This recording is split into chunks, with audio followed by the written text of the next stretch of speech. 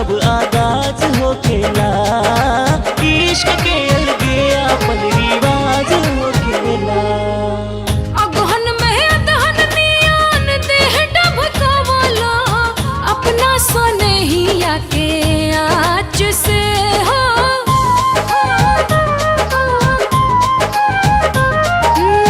अगहन में अदहन नियन देह डबकावला, अपना सनहिया के आँच से। ए पुस में रूस गैलू खुश हम कैनी, तोहे अकबरिया में दाब के हो।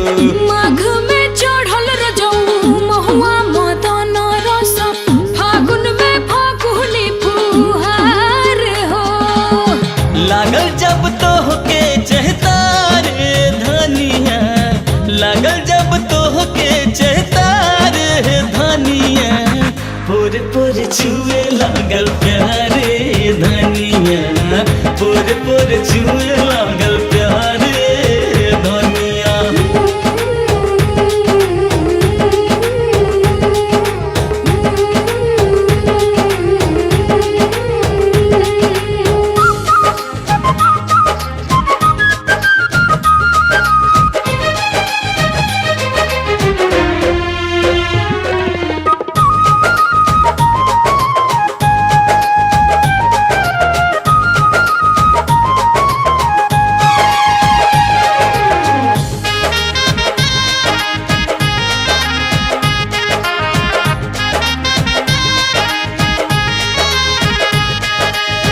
जब उन्माद हो बेधे बैसखुआ, धीरे धीरे उमकता देह जी हो।